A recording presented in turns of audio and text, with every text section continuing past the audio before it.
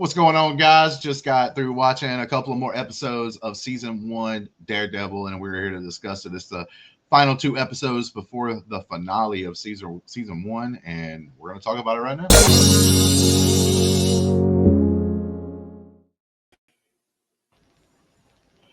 All right, gang, how's it going? How's everybody feeling? Pretty good.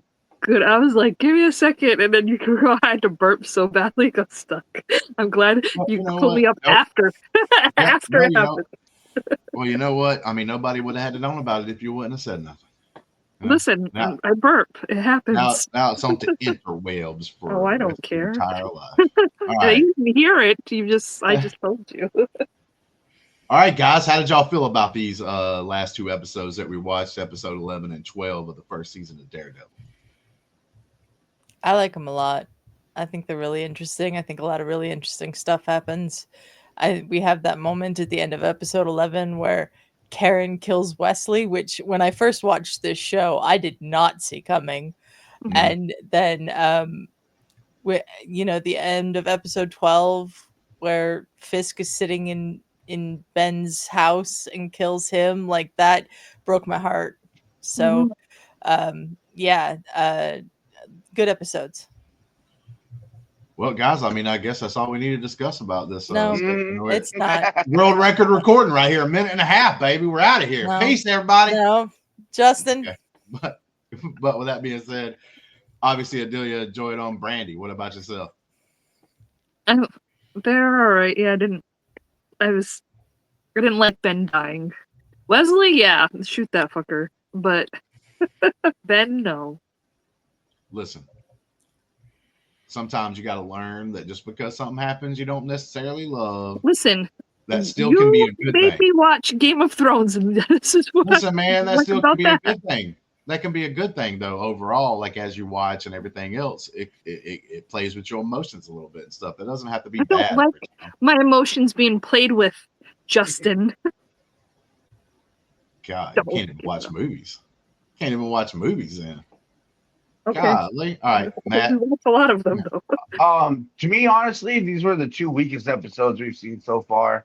I don't know. It moved the story forward, but not the way that I liked by getting rid of characters.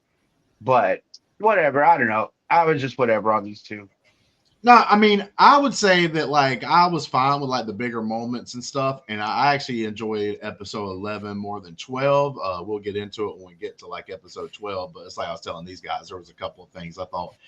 I don't know if another director or something, and maybe they had different directors for different episodes on this show. I can't remember. But like whoever this director was for number 12, I had an issue with because like he was doing things that like didn't make sense and cohesion with Daredevil stuff like he did all the rest of the season. To me, it was just like, but we'll get into that when we get there. But overall, I still enjoyed it. The big moments were big, and I kind of liked them because they came out of nowhere. I agree with Adelia, like you certain characters taking out another character and stuff. And I'm gonna be honest with you, Wesley was one of my favorite characters of the show. He was great. Yeah, I thought he did fantastic in the show. I thought the person playing the character was very good and all that. So I'm gonna miss that dude. I thought he was a pretty cool like second in command to the bad guy, to be honest with you. So, but we'll see. Brandy's how just shaking her head. Brandy's just shaking her head. You didn't like. Hated that weasel. I hated that weasel. That was the point of his character, though. That weasel. They literally made a show where they're like, we have a superhero. We have to have bad guys that people are going to hate. And you shake your head because he was so good of an actor that he made you hate him. But weasel. That was the point. That was his job. He needs an Oscar. Like the way he made you feel, like right now, like he deserves an Oscar. That was not Oscar material. No, that was Oscar material. He was a weasel. This is Emmys. This is Emmy categories. Well, he did so good making you feel that kind of reaction that like he deserves an Oscar, even though he isn't in the field. You know what I'm saying? Like, it is what it is. But Delia brought up something that is right. We forgot to talk about in our last little deal is that there was a poisoning that happened. Fisk girl got poisoned, and he is carrying her into the hospital at the very beginning of this episode. And we see what's going on there, and like him, like, obviously, he likes this girl a lot, and she's in the hospital. So we had that. Anybody got anything there with that cold opening? Or, I mean, that pretty much almost sums it up, unless somebody's got something. I mean, that hospital plays a pretty big role in the rest of this episode. So yeah, we can just move on. All right, then we have some more of the fallout of like we got Daredevil and stuff, and he's talking with Karen. One of the first scenes I think that we see them two interact after Senor Fage ended up finding out about Murdoch being the Daredevil. We get Karen still doesn't know, still kind of like being pretty secretive about it and all that good stuff. They have a pretty good conversation here. I thought this was a pretty good part of episode 11. One of the reasons why I liked it, and it felt like the rest of the season and everything. You don't have anything to throw in there? It was a good conversation. It was, but now we jump into the hot and heavy stuff. So we got Foggy over here. I guess he had a relapse. He was drinking too much and decided to go find that lawyer. Marcy. Marcy. Marcy comes into the picture, and it looks like they've been making sweet love. Or something. They was doing something. Hell, I don't know if it was sweet love. I don't know if it's this episode or the next episode. She talks about how good he was. I'm like, damn, Foggy. You know what I'm saying? Hell. That's episode 12 when they meet up at the bar. But Karen's calling him, and Foggy doesn't answer. And then Marcy basically is like, don't forget to lock the door behind you when you leave, sort of stuff. And you and Matt have known each other for as long as I've known you, and you'll work this out and stuff like that. Right, and we get Wesley over here. He's being the big dog, you know what I'm saying? He's kind of running things because obviously Fisk is like trying to find out. They're getting a doctor. Their special doctor had got on a flight and is on the way there. He might have got here by this time to take care of the missus. Keep forgetting her name. And Vanessa. Oh, Vanessa. But yeah, him and the old man is talking about a couple of things here. The funny part about this is that dude never took a sip of the wine or champagne, whatever it was. And he kept saying, I was holding the glass. Do y'all need to check me out? Do y'all need to check me out? Something may have happened to me. Can you check me out? And the nurse was like, we'll send, or the one guy was like, we'll send a nurse to check you out a little bit later. But he keeps acting like he was almost dead and killed, which I guess he possibly was, because I think they just poisoned all of them and everything. Oh no, he wouldn't. He helped Gao do this. Oh yeah, that's right. You are right. Yeah. That's a revelation we get like here pretty soon. Yeah, you're actually technically right. I had brain farted there. I forgot about that. Wow, that was the theater. Definitely. So here, I actually think this is kind of cool what he's doing, because he's trying to make, hey, crap, I almost drank that stuff, man. Like, it almost killed me, man. Like, trying to make it to where he's definitely not guilty. I thought he had something to do with it. Like, I had an inkling that he was too concerned about something he didn't touch. Yeah. Mm-hmm. Right. But hey, pretty good move. Like, I mean, he's acting like he's scared for his life as well, because he was there at the party and stuff. I mean, it kind of like gets everybody not to think about him being one of the players and doing it. Mm-hmm. Yeah. But then we get the night nurse. She's night nursing. She's over here sewing my man up for the 50th time. Yep. Doing her thing, and they have a little discussion there and talking about what's going on. I think she still has feelings for the Daredevil. That looks pretty obvious to me. And all this, but she's there for him, helping him out. Mm-hmm. Then we have get a good conversation at the end of it. Yeah. I She's totally agree. Going to go on vacation, and he's like, "Well, how long?" Because he knows he needs her. Oh yeah. Without her, he's a dead man. Mm-hmm. Mm-hmm. Then this was actually a pretty more interesting conversation to me. Part of the episode is when Karen and Ben get hooked up. And they're talking, and they bring up some of the things that Matt was talking about. I ended up joining in on that a little bit too. You can see, understand where Matt was coming from about her like lying, thinking it was weird that she like got him to do all that, like almost like, I want you to forget your wife that's sick and come out here and do these things with me and be so that we can bring down Fisk and stuff. And she thinks she's doing this stuff for the greater good, and she might be right, but like I really love this conversation, put it into context and all that. And you know, she ends up getting Ben, I guess, to like not totally quit and still be kind of there helping out the team. Yeah. Oh shit! What'd she Possum say? right by me. There's a possum right by me. He just ran away. Oh damn! Yeah. Thought you were passionate about that scene, Matt. No, he scared the shit out of me. First, I thought it was a cat. Man. Matt out there getting attacked by California possums. I didn't even know they had possums in California, to be honest. Oh yeah. But no, Brandi, you whispered something. What? I said, Karen's the reason why he got hurt. It was Karen's fault. That's what I said. Yeah, it is. Yeah, but knowing what we know coming up, yeah, that was pretty shitty for her to do when you look back on it. I you know, hindsight's 20/20, but damn, that kind of. You gotta get it out. You gotta get it out. You gotta tell the story. Hello, you know that he has everybody in his pocket. What makes you think he's not gonna have media in his pocket? You know he has media in his pocket because they brought them there when the whole thing at the building. Well, my thing with that is like, you know that even though his mom goes in and out of it, that there are times where she's coherent, right? And like, you got to think she might make a phone call to her son and saying that she had visitors. Yeah. Like, you got to think Karen's that could whole happen. thing was Karen's whole thing that she says to Matt later when she tells Matt about this is that she didn't use her real name. Yeah. Like, so what? Like, you think they're not going to be able to figure this out? They know that you've been up to stuff. Mm-hmm. Oh yeah, 100%.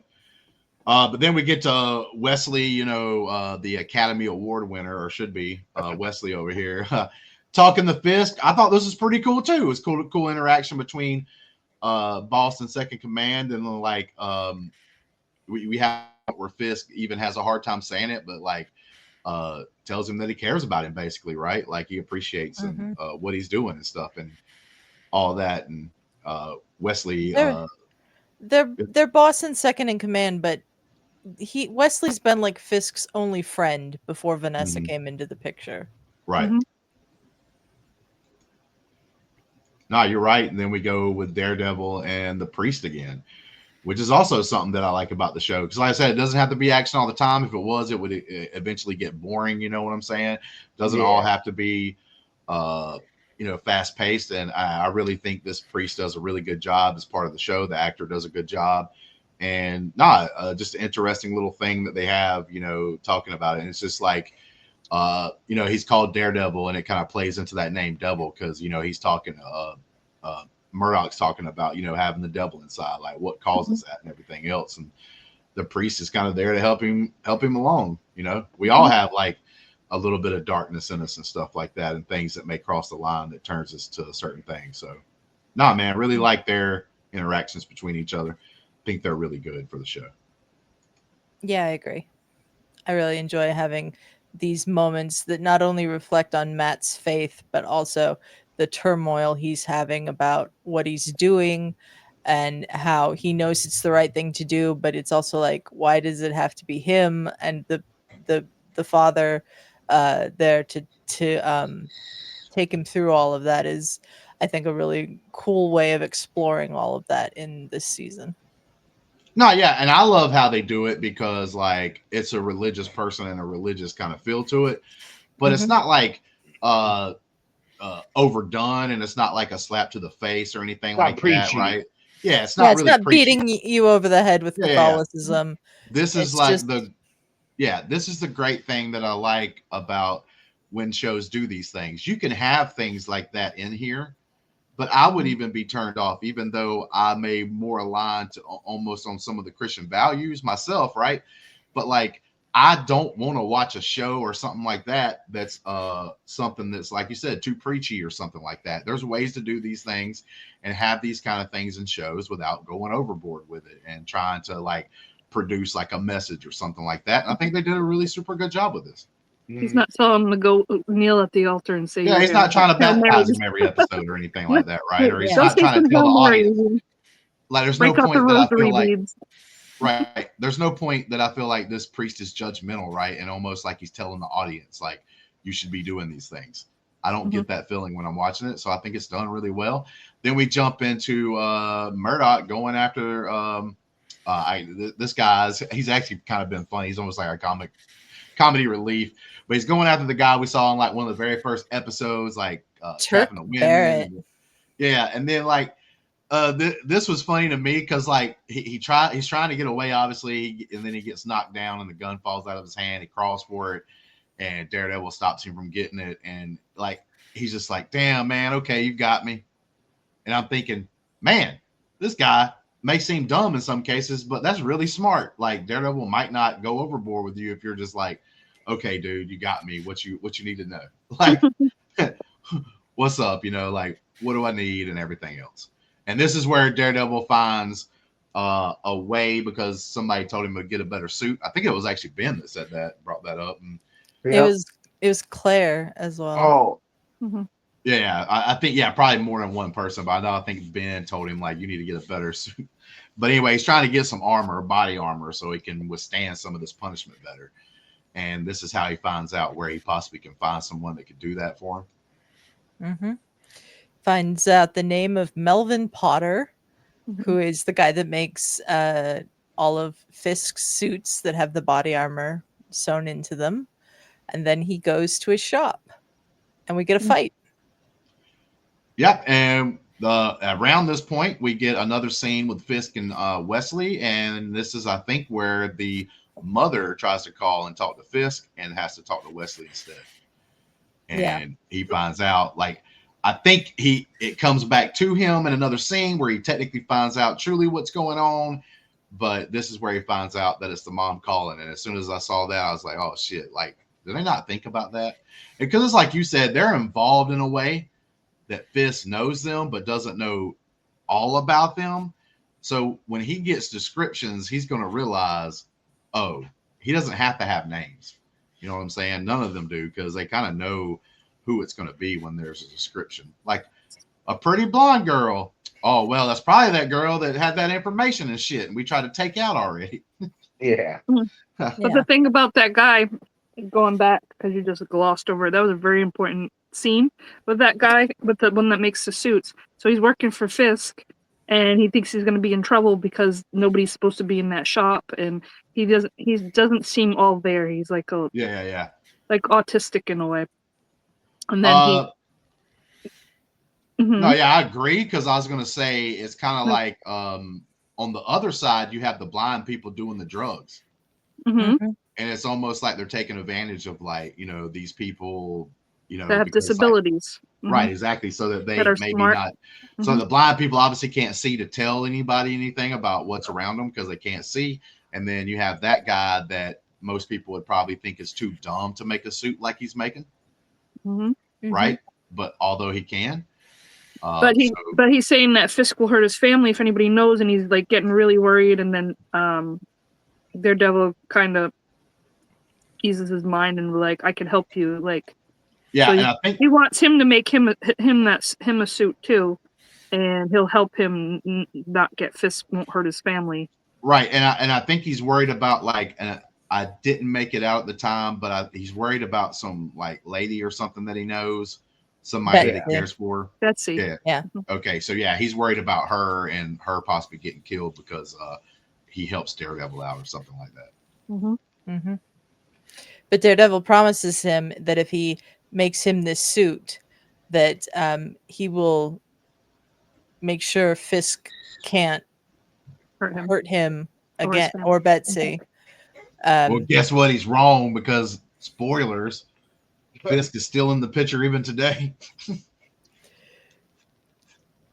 We'll get to how the Melvin Potter stuff plays out. I like that he says, you want me to make you a suit just like Mr. Fisk, and Matt says, no, not just like that. I want you to make something that's more of a symbol.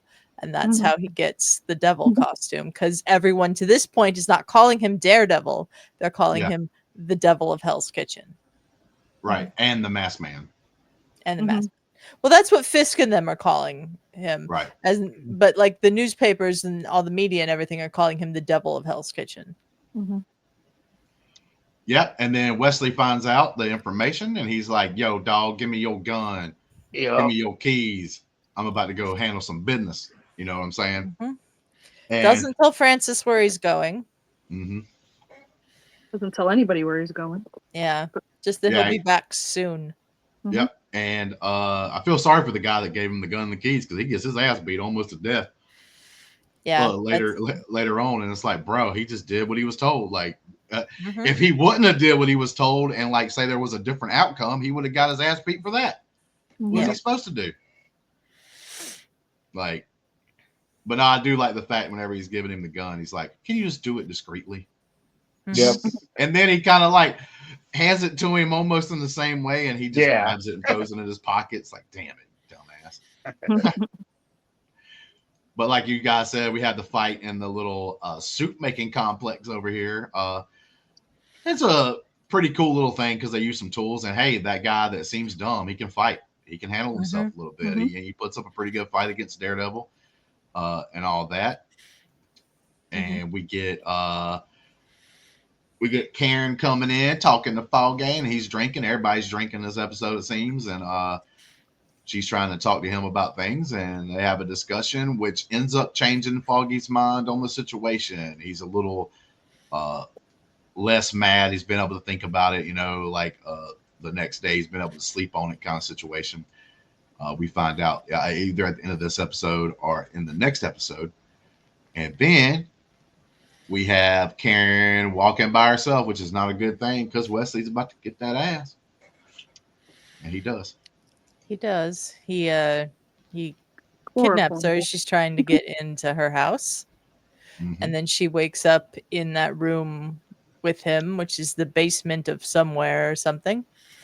And he doesn't have her restrained at all. He just had her, sitting at the table.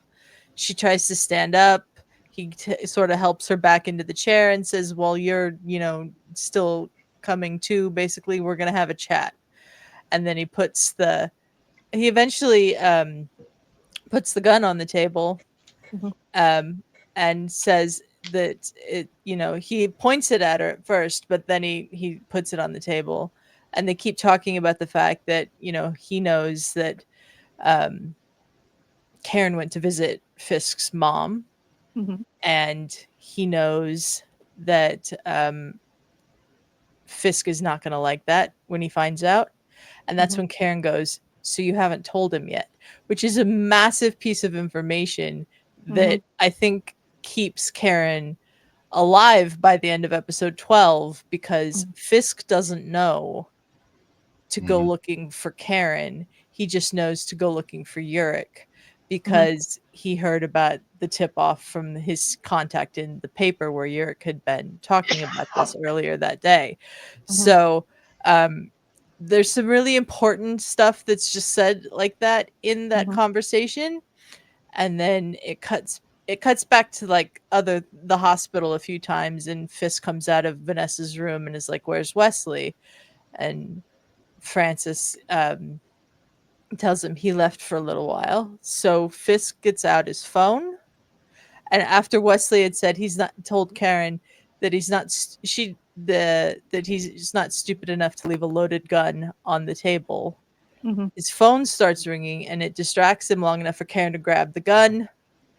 She cocks it. He's still just acting like she's not going to do it, and then she does it, and it was shocking. Yeah, it's pretty shocking because like he seems like a major character, and like I said, he did really well. So I didn't really want him to go because I actually thought he was pretty interesting. You didn't have to always have, when you went to the bad point of view, right? The bad guy's point of view, always have Fisk involved.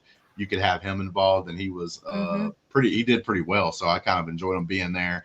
And we do have Fisk. He was the first point of view we had from Fisk, because we met Wesley before we met Fisk in this season. So yep, sure did. And you do have Fisk and Vanessa. He's like giving her a promise and stuff like that. Like basically like I'll do whatever I got to do. As soon as he gets through with that, she takes like a huge breath out of nowhere. She comes out of the coma and all that good stuff. So that happens around. Yeah, that's in episode 12, I think.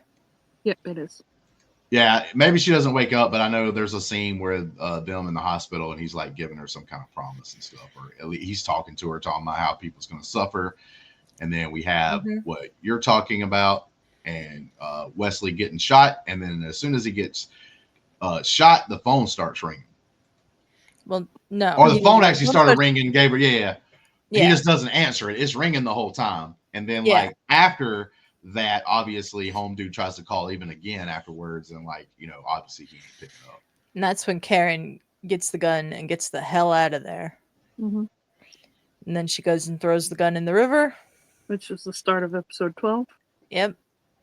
Goes home, takes a long drink from whatever was in that bottle that she got out of her cabinet, went and took a shower and scrubbed herself like crazy until she, and then went to bed. She drank the whole bottle, got another one. Yeah. And then she has the dream of waking up the next morning and Fisk is there. But we find out it's a dream because she wakes up and she's very distraught about what she's done.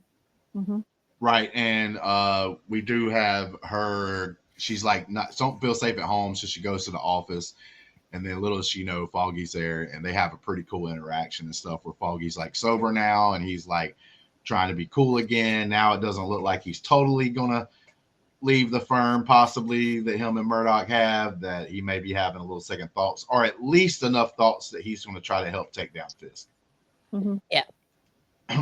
So we have that. Yeah, he asks Karen if they have everything that they had on Fisk that the masked man had given to them or given to Ben.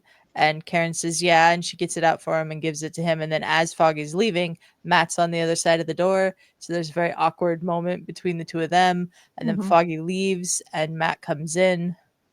And that's when Karen basically tells Matt about going to see Fisk's mom with Ben. Yeah, and then we also we have a scene where Vanessa and Fisk are having a little discussion because she's like woke up and stuff, and he's like, I've got a safe place for you to go, but she doesn't want to go. She loves him no matter if like her being around him almost got her killed and everything else. She doesn't want to go where he's wanting to send her, and that's whenever Leland like, yo dog, we found your boy, it's not good. And they go and visit the scene where Wesley. I don't think Leland said "yo dog," but yeah. Yo dog, it's time to go check out your boy. We found him, and man, Fisk just does so good. Like the actor, Vincent D'Onofrio does so well. Yeah, because these moments where he just left Vanessa's room, he shows emotion and stuff there. And then like how he, treats the will, like he literally sits down next to Wesley, and he's like chilling down next to him. And a couple of the looks where he just turns around and looks at his friend that's sitting in the chair, shot and killed. You almost want to, he does it so well that in the moment you almost want to feel bad for him. And then you got to like shake your head and go, wait 1 second. He's like the bad guy. I'm not supposed to feel sympathy for this guy. Remember, he was Gomer Pyle in Full Metal Jacket. Oh yeah. Yep. He's great. Yeah, he was hiding those jelly donuts. Then we get when Fisk is sitting next to Wesley, he finds Wesley's phone and he realizes that the last person Wesley had called, not necessarily the last person he had spoken to on the phone, but the last person Wesley had called was his mother. And so that tips him off that maybe Wesley learned something from his mother. Yep. Sure does. And then we have Ben and Daredevil, that moment where I was saying one of the things that happens is Ben points out like, yo, bro, you might want to get a better suit, dude. This is getting ridiculous, man. You're going to go around here doing all this shit and you going around with like a hoodie over your face. Get out of here, bro. He said, I'm working on it, basically. Yeah, he was hiding those jelly donuts. He said, I'm working on it, basically. Yeah, he was hiding those jelly donuts. Yeah, he literally says that because he literally says that. That's the words he says. Then we have Foggy and the nice looking lawyer from the firm. Marcy. I'm never going to remember her name. Maybe she becomes more and more important, but like he's showing her a couple of things, trying to find out more information to basically make a court case against these guys. And that stuff's happening. We got Ben and Karen hooking up and talking a little bit more about what's up. And I think she even says something about being afraid. That like she's afraid. She thinks that they know that they've visited his mom, because of course she does.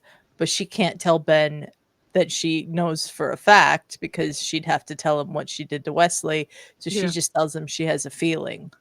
And she's all, you need to get it out. You need to tell it. Go in the paper. Like, get it out. And she convinces him to write the story.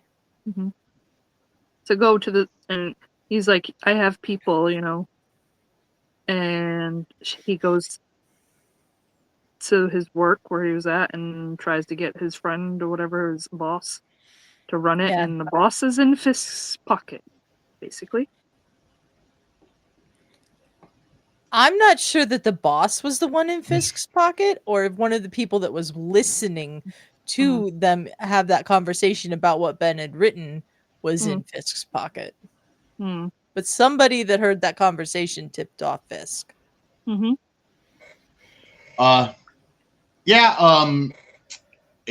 Like up to this point in this episode, I think everything, all the conversations lays out what we need to know, all the details that we need to know. So I don't think there's any issues with that. And then because then we get into a scene that I actually think overall is good. I'm not saying it's terrible or anything, but I also think it's cool because Daredevil's just standing in the middle of the road and he's like listening to everything. Then he basically hears one of the blind people like go walking, and then he follows them. The blind person gets in a car, and then he takes off like, you know, running. He jumps up on one of the buildings and everything. How many canes does he have? Because he gets rid of a lot of canes. Oh, he gets rid of a lot of them. He gets rid of everyone. The back alley and just throws it. Does he remember what alley he put it in to go back to get it? He's sponsored. But listen, we're trying to get monetized, but we're not monetized yet. And it's only a few seconds. But I'm going to share an example of reason why, because the surrounding things about this scene, like I love the classical music that's still being heard in the car, and that's fine because Daredevil has like the really good hearing. So I thought that was really cool. We're hearing that song as he's like, that's what he's using to focus in and follow this car as he's on the rooftops and it's just driving down the street. I think that's really cool. I think it's cool he's parkouring through the rooftops or whatever. But like I said, I'm just going to share just like a few seconds of the show, not even maybe like even 15 seconds. This would be an example coming up here in just 1 second. So he's like running. I'm fine with all this, right? He gets to that part and then this. What is this? What is that? Flare. It's called flare. What the hell was that for? That's my problem with this episode. Like, I know it can be nitpicky or whatever, right? But that's my problem with this episode is that wasn't the only one. I would love to be able to play like the full scene and not have to worry about claim, whatever, all that bull crap that, you know, YouTube can happen, even if you don't play that long of a clip. But it happened like at least one other, maybe even two other times where he's doing like normal running stuff and I'm into it. He's chasing the car. It's like, oh, cool. It's a cool little, not really like it is a chase scene, but it's a different kind of chase scene. I'm kind of into it. And then he does that. And I'm like, what the was that for? Why? I was less concerned with how the parkour was and the little flips and things he was doing and how he was running fast enough to keep up with a car. Yeah. I can understand that because the car, because it was kind of cool. They would show him on the rooftops. They didn't try to show both things. So like, but he got to the car's destination before the car. Right. Now, the thing you would have to rationalize on the roof. Right. But the thing you would have to rationalize there is that, like, how in the world was there that many buildings around the same height for that long of a distance, right? A lot of places And they're in New York, and Right. those, and like, how you jumping from like the bigger streets, you know? Like, Yeah. Right. So that would be the point that across you the could street, make. you're But flying. He's but the doing those flips across. all right, but him beating the car thing is like, you could say, well, the car's got to stop for traffic. It's got to make a stop for the turns. It can't just turn willy nilly. Maybe it got stopped by a red light, for a few seconds or something. It's like you can make those in that rational block, possible. right? Only went to that Bro, block. I'm like into it, and then he does those things like an example like I just showed, and I'm like, bro, what the hell? Because it doesn't fit in. He wasn't doing those things throughout the whole season. And then this one time you're doing a scene where he's going through the rooftops, which is kind of cool. Like I said, it looked cool or whatever. And he just does that like flip thing out of nowhere. It's like that would like make you more tired. It slowed him down. Like there's no point in doing that. That was just like, It was like, hey, we've got a stunt man over there. We got to pay him for something. Oh, cool. He can jump in there and do a flip real quick. Because I don't know if the actor can actually do those. He's going to be like that. What's that, Stuart? Look what I can do. Yeah, it's like, it's like, yeah, dog. Like, I'm just like, bro, I don't know what the hell was happening there, just to be honest with you. So that's just one of my nitpicks. I do have one other one coming up on this episode. But yeah, I just had to share that with everybody. It's just like, bro, that's ridiculous. Yep, it was. Mm-hmm. Then we get Fisk talking to his mama. That's where he finds out even more information that he needed to know. And he truly knew pretty much found out Ben was involved regardless. He might not have known exactly Karen, but Ben he knew was involved big time. And then we also get Ben confronting his boss, and then accusations start to fly. And the way that the guy acted, I actually think he was getting paid off. Mm-hmm. Like, because of the way he acted after he was accused of making the money. Yeah, the way that he was, I was thinking he was the one in Fisk's pocket. Yeah, could be. I'm not sure. Then we get a pretty kick butt scene where Daredevil's infiltrating the building where they're doing the drugs and stuff like that, where Lady Gal is, and he's taking Madam people Gal. out. Yeah, he's taking I call her Lady, okay? Like at least I'm getting the gal part right, you know what I'm saying? You got yeah. But it's a pretty cool little scene though, where he's taking out basically the guards one by one, and then he gets in there and realizes, damn, there's like 20 blind people in here.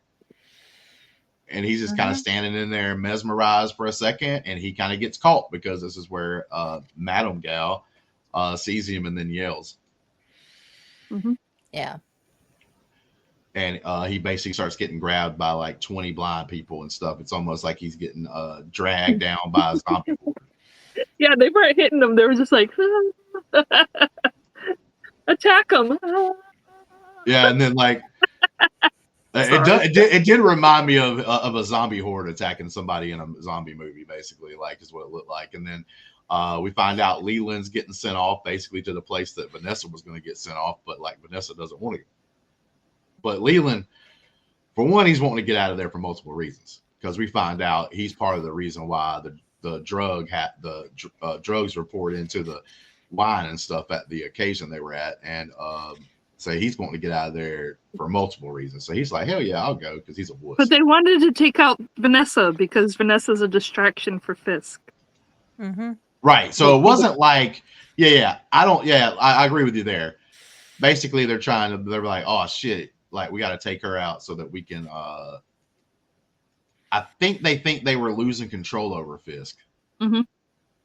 Because like Vanessa was there, and they didn't want her to play into any of the things. So, like I said, they try to take her out, but if Fisk found out, all of them dead. You know what I'm saying? Mm-hmm. That's what's going to happen. Then we see Madam Gal walking with a couple of. Go ahead. Yeah, we got to get to the rest of the stuff at the warehouse before we get to their conversation. Right. So we'll finish this up real quick. So Madam Gal's walking with a couple of her henchmen. We got Daredevil hiding on one top of the drums. Now, this is the question I want to pose to you, and I posed it before we even started recording. What happened to the zombie horde that was holding him down?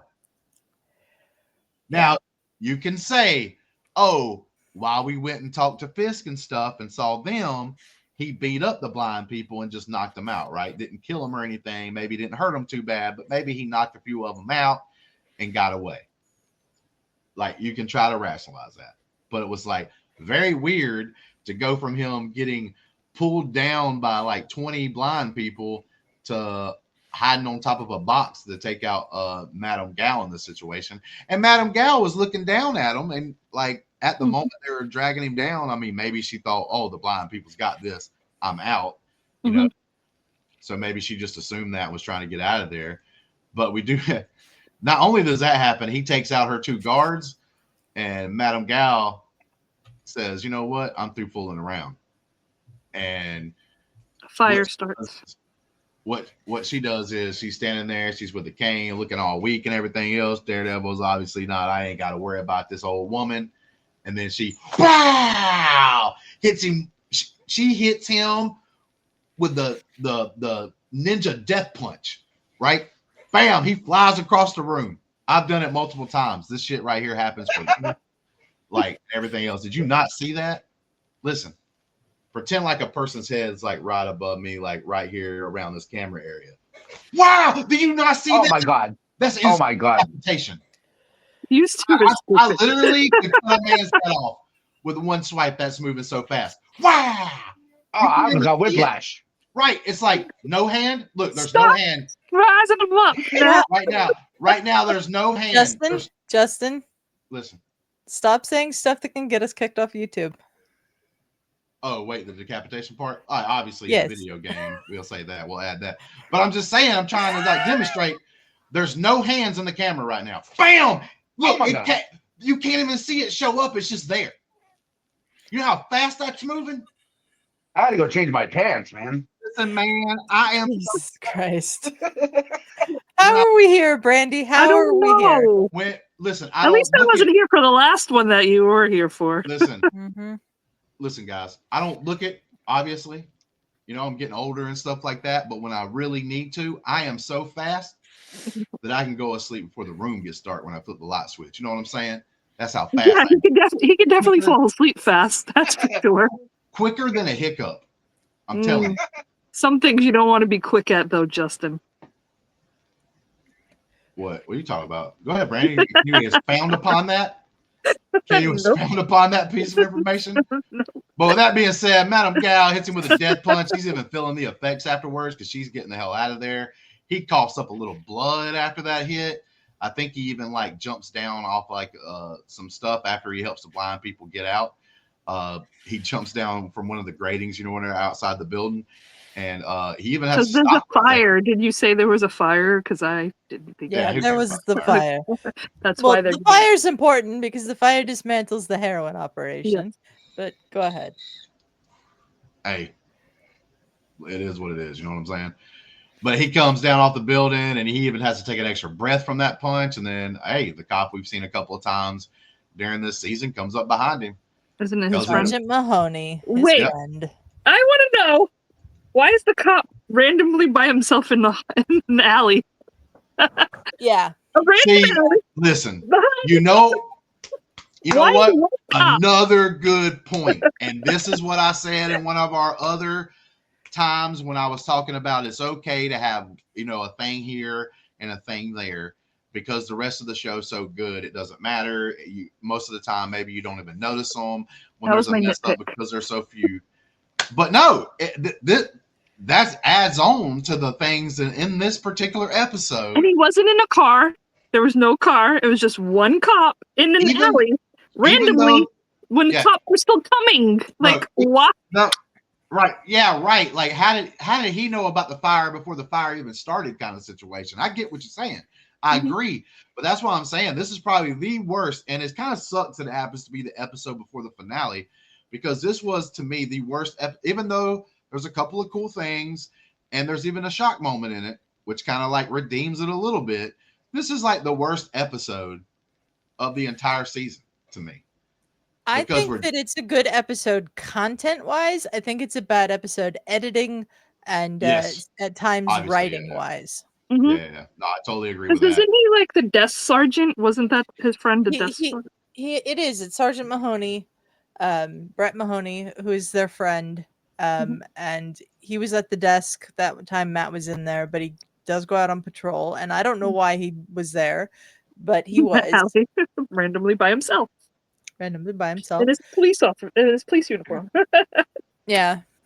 I was just confused. That was my moment. Justin had other moments, and I was like, yeah, those make sense too. But that was Brandi's moment. Why was that cop by himself in the alley when he was running away from the place? He's out of that place and now in the alley down the street, and the cop's right there. Hey, freeze! Like, right? Yeah, it's just, hey man, we got to have something cool happen right here.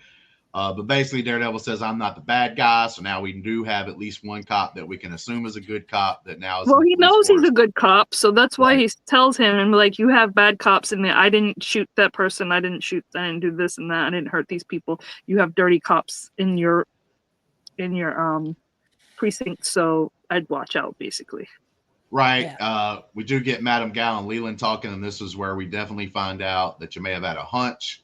But now we find out for sure that both of them were part of the poisoning, basically, because, like you said, they were trying to get Vanessa's ass out of the way and all that. She's like, I'm going back to China. And he's like, wait 1 second. What are you doing? No. She says she's going back to her homeland. And Leland assumes it's China. And she tells him it's farther than that. Wow. So she's going to Mars. She must know Elon Musk. Right? Because there ain't too many places further than like because I'm assuming Hell's Kitchen's in the United States. I mean, China's pretty damn far away. New York City. Right. So like, I mean, no, wait, is that no for real? Like I always thought this was kind of like a city based on a city. Like Hell's Kitchen is in New York. It's in Manhattan. It's a part of Manhattan. I've been in Hell's Kitchen. Bruh. We gotta go to New York. Hey man, how many years old? How many years? No, I don't want to go to Hell's Kitchen. You see that shit is blowing up. You want to go to New York City? On fire out there. Justin, it's a part of New York City. Like, bro, let me tell you something, man. You wanted to go there. Listen, I wanted to stop by and see it, but on my way back from visiting you, and I drove through there the second time, I had the window down. It smelled like shit. I ain't lying to you. Like, I don't know how. He had a drive-by mugging. It smelled like pure garbage. You did not go into the city. You have to. Bro, I saw the signs for Brooklyn and Manhattan as I'm driving. And let me tell you something, man. It smelled like doo-doo. Oh. It will smell like pee. Yeah.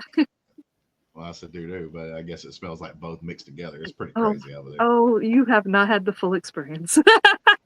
Listen, how many years old was you when you found out Hell's Kitchen was actually based on a real? Like I thought it was based on like a real place, but it was just a new name for something. I didn't actually know that was the name of a neighborhood. They actually called their neighborhood Hell's Kitchen. Yes. Yeah. Like there's a sign that says "Welcome to Hell's Kitchen." It's a borough, like it's a part of the section of the city because there's different. There's Greenwich.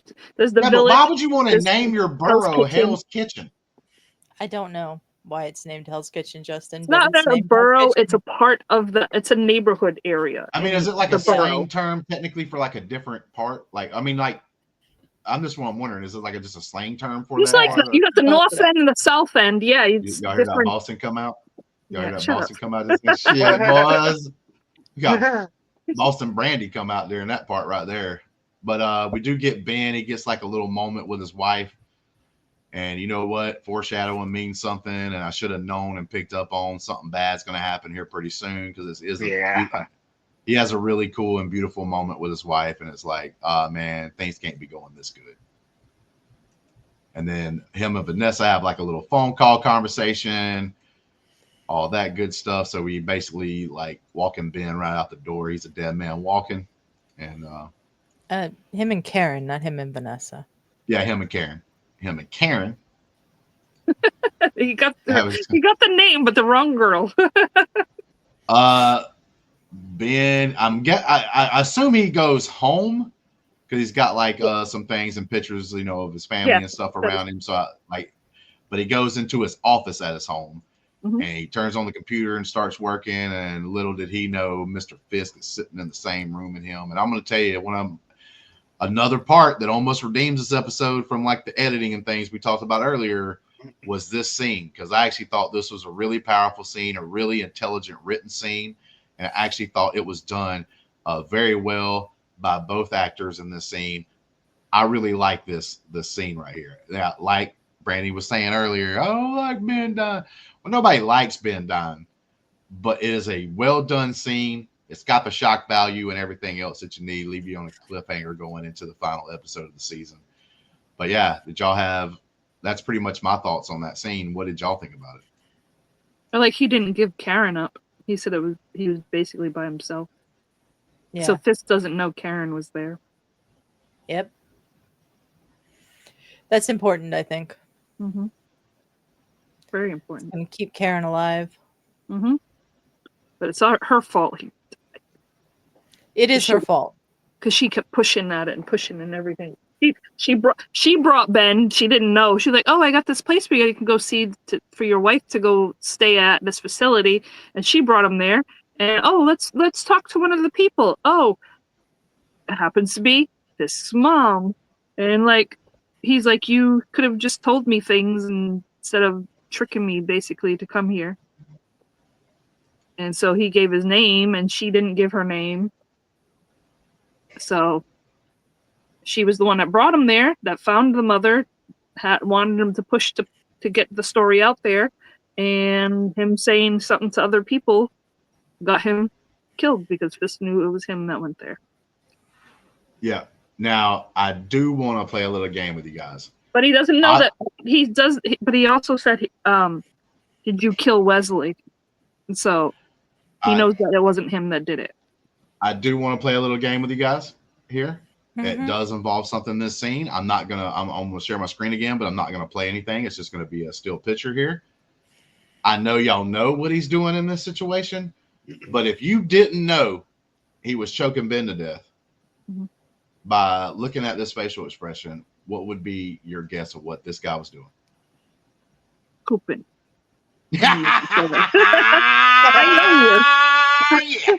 I know you were going, Justin. Bro, and the winner of the Family Feud, Brandi. Straight up 100%. I don't know why this hit. Which one is it? It's See, this this is one. what happens.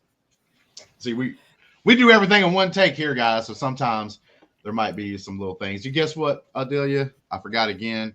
Got to put the banner up. Yeah, I know. I just thought out too. Darn it! You know, but it is what it is. We'll get it down pat at some point. Yeah. It's all. We'll blame it on Matt. No, Okay. we're not blaming it on Matt. That's fine. Matt don't give a shit. But nah, man, I do like the end of this episode, even though like a character that I kind of liked. I actually was more bummed about the Wesley character dying here, just because I thought he added more. Like, there's a lot of characters on the good side of things that you can be interested in. You know what I'm saying? Like, so you don't have to have more and more. Whereas on the bad side of things, it was like Wesley to me was pretty cool that not every time that we had that point of view, we have to have Fist front and center. We can have Wesley, and I really liked his character. That's the only reason why I say that. Nope.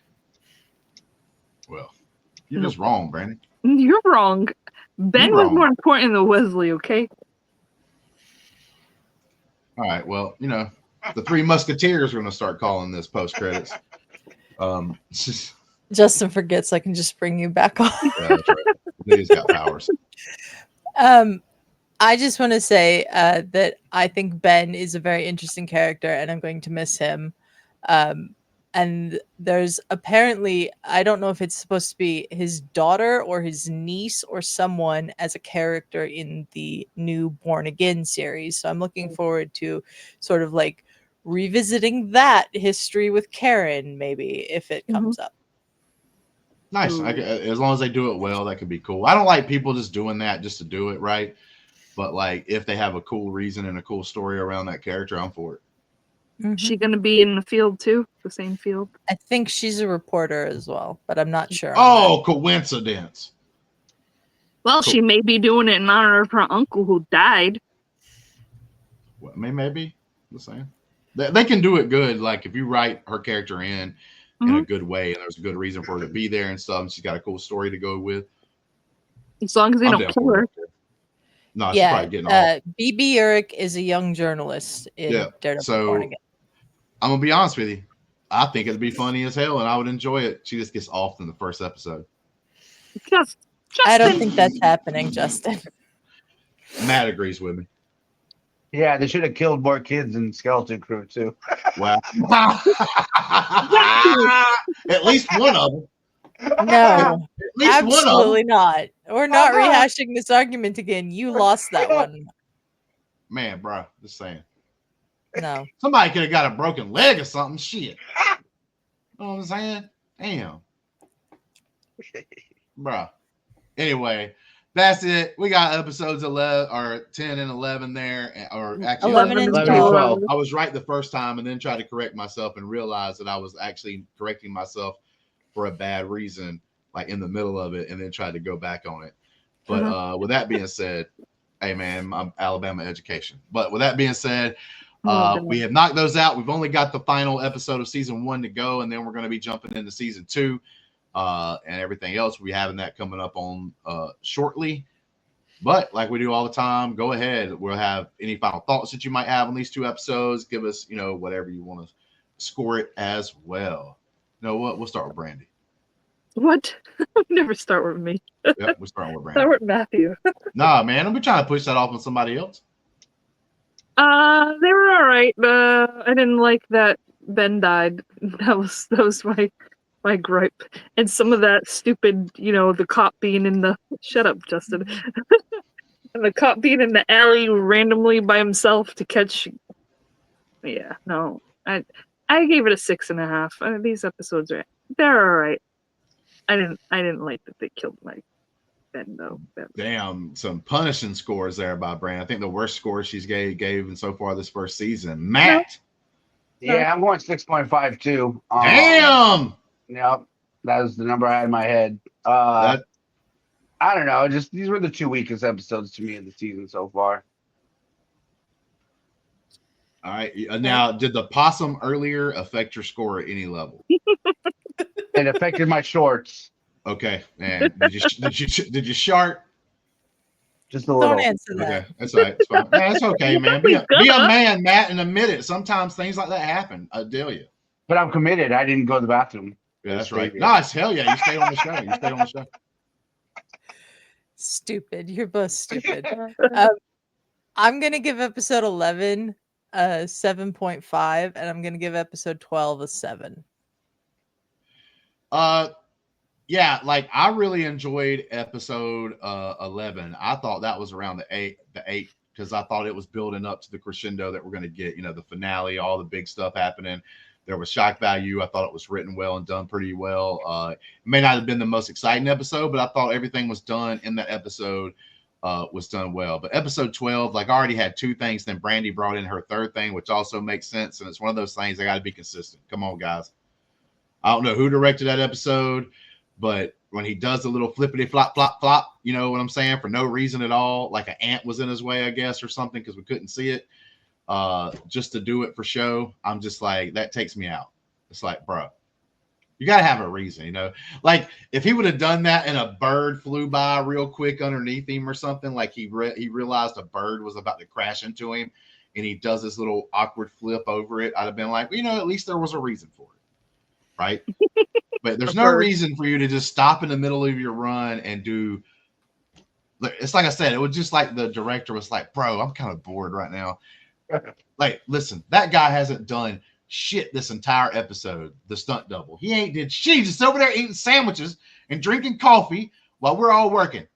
Listen, make his ass go out there and do a flippity flop right now. Flippity flop on command. He has to go out there and do it, and they keep it in. It's like, bro, what the hell are you doing? Just don't do that. And then, like I said, he gets attacked by a horde of blind people and being drugged down. And then we don't see him for a little while. Right. So we don't see him for a little while.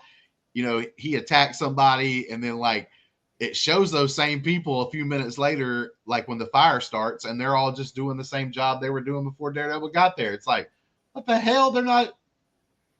All right, yeah. So editing, whatever, Adelia's probably right. It probably was an editing thing, like how they put it together makes it look more awkward than what it should have been, and everything else. But that episode, I have to go down to my lowest score as well. I'm going lower than the rest of you, not by a very lot, but because I still overall liked it. I still found some enjoyment out of it, out of the rest of this episode as a 6. I'm going as low as a 6 on that. But season overall is still pretty highly rated. I really am. I'm glad we're going back and watching this show.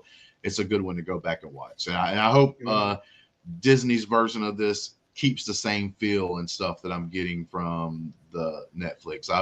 What I heard was some of the people that did work on the Netflix show is part of this team that is working on this one on Disney Plus, if I'm not mistaken.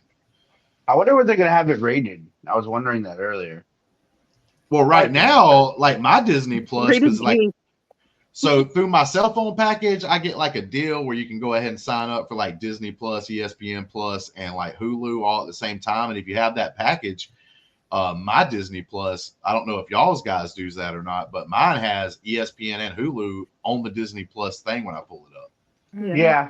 So like I'm able to actually see like stuff from Hulu, and guess what? That ain't like necessarily family friendly stuff that comes. Yeah. No, I was just wondering like if it's gonna be rated R or PG-13. Because the Netflix show was definitely, I think, rated R. I don't think it was PG-13. Well, I think that we can safely say, based on the trailer with all the broken bones and things in that trailer, that it's probably rated R. Yeah. You can get away, but you can do things pretty graphic even at a PG-13 level. You ain't going to be able to show somebody's head get exploded by a door or anything, which I know was Brandi's favorite thing of the whole entire season so far. Why did you bring it up? Oh, I know it's one of your favorite scenes. It's not. It's not. Wow. Okay, I misinterpreted. No, you did not. Get out. Get out of here.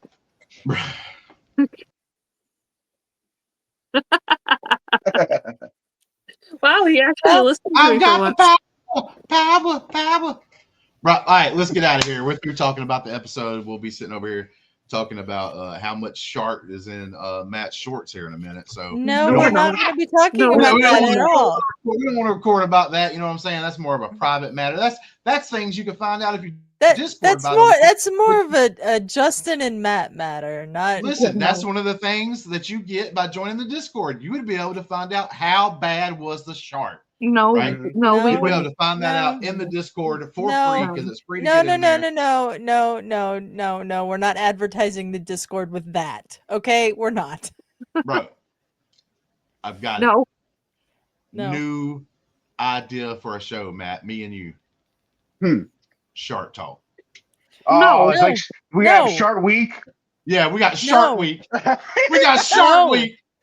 And then we can have little mini videos showing like what would happen in this situation and grade it on like how many sharks. Yeah. And we're done. Delia. we're done. Slamma jamma damma doo.